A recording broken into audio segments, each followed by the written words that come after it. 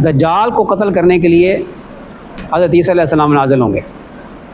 हज़रत इमाम मेहदी दिमिश्क की जामे मस्जिद में फ़जर की नमाज़ के लिए इमामत करवाने के लिए मुसल्ले पे आ चुके होंगे। अकामत हो रही होगी। हज़रत ईसा अलैहिस्सलाम नाज़िल होकर पीछे से आवाज़ देंगे कि तुम्हारा फ़रियाद रस आ गया।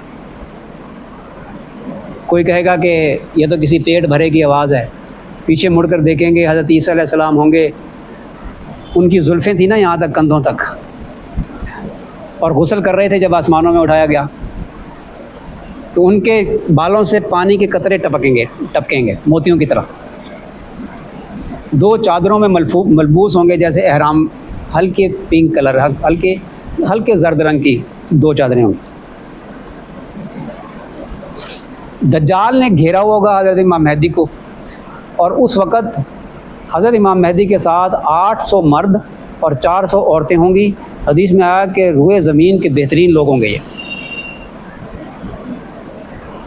इन पर हज़रत ईसा अलैहिस्सलाम नाज़िल होंगे, जो दज्जाल को कत्ल करेंगे मकाम लुद पे। मकाम लुद, बाब लुद, ये इसराइल का एयरपोर्ट है। यहाँ पे वो अपने गधे पे बैठ के भागने की कोशिश करेगा ना। कितने बड़े बड़े गधे उन्होंने बनाए हुए हैं ना, उड़ने वाले गधे सफ़ेद रंग के, जिनके माथे पे लिखा हुआ KFR। उड़ने वाले गधे आप समझते ही हैं ना, समझ रहे हैं ना। तैयारे, वो अपने तैयारे में बैठ के भागने की कोशिश करेगा। वैसे दिमिश्क से बाब लुद जो है ना, इसराइल का जो लुद का एयरपोर्ट है, कितने किलोमीटर है? 314 किलोमीटर है। तो हज़रत ईसा अलैहिस्सलाम के पास भी तो फिर तेज़ रफ्तार सवारी होगी, मुसलमानों के पास तेज़ रफ्तार सवारी होगी, तो उसका पीछा करेंगे, लुद पर उसको कत्ल कर देंगे। खैर, अब मुख्तसर वक़्त में तो मैं इतनी बातें नहीं कर सकता। अल्लाह अकबर कबीरा। कितनी हो गई? दज्जाल को कत्ल कर देंगे, अमन हो जाएगा पूरी दुनिया में। हज़रत ईसा अलैहिस्सलाम इन मुसलमानों को फरमाएंगे कि अल्लाह ताला ने इख्तियार दिया है कि तुम चाहो तो इनको आसमान से कुछ अज़ाब नाज़िल करके इन सारे काफ़रों को कत्ल कर दे, अल्लाह ताला हलाक कर दे। अगर चाहो तो तुम्हें इनके ऊपर मुसल्लत कर दे, तुम तजवीज़ करो, क्या पसंद करते हो। इन्होंने मुसलमान कहेंगे, या नबी अल्लाह, हमें तो ये दूसरी सूरत ज़्यादा पसंद है कि हम इनके ऊपर मुसल्लत हो जाएं, हमारे दिल के इत्मीनान के लिए ये बड़ा अच्छा है, हमें फ़तह हासिल हो। हज़रत ईसा अलैहिस्सलाम फरमाएंगे दरवाज़ा खोल दो। दरवाज़ा खोलेंगे, सामने दज्जाल नज़र आएगा। वो भागेगा हज़रत ईसा अलैहिस्सलाम को देखकर।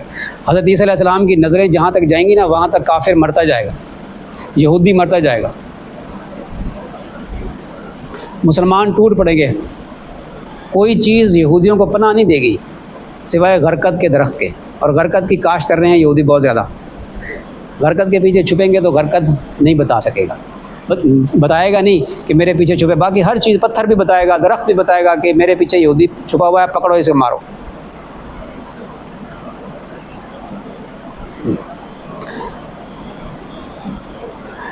अमन हो जाएगा पूरी दुनिया में। जो ईसाई बचेंगे, जो यहूदी बचेंगे, वो सब हज़रत ईसा अलैहिस्सलाम पर ईमान ले आएंगे, यानी मुसलमान हो जाएंगे। क्योंकि हज़रत ईसा अलैहिस्सलाम कुरान पाक की तालीम, अहादीस, सुन्नत नबवी सल्लल्लाहु अलैहि वसल्लम पर चलाएंगे सारे इंसानों।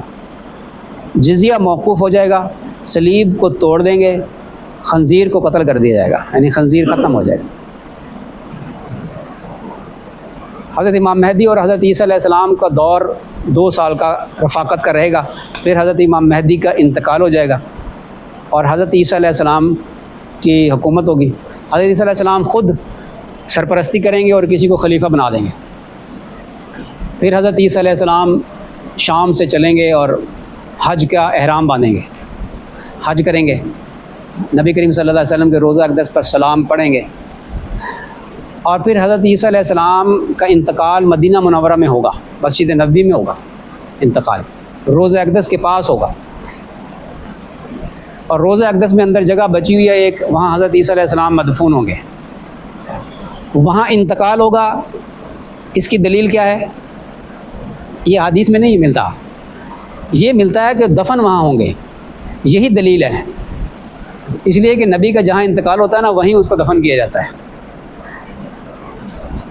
तो हज़रत ईसा अलैहिस्सलाम की हुकूमत 9 साल या 40 साल, अब दो रिवायतें आती हैं, तो उसकी तत्वीक ऐसे करते हैं उलमा कराम कि हज़रत ईसा अलैहिस्सलाम की उम्र 30 साल थी, 30 या 33 साल थी जब वो आसमानों में उठाए गए, तो उनकी कुल उम्र 40 साल होगी, तो बाकी उम्र वो पूरी करेंगे। एक तो ये है। दूसरा है कि 40 साल ही उम्र होगी, शादी भी करेंगे, बच्चे भी होंगे, कौम शुएब में निकाह करेंगे, औलाद भी होगी।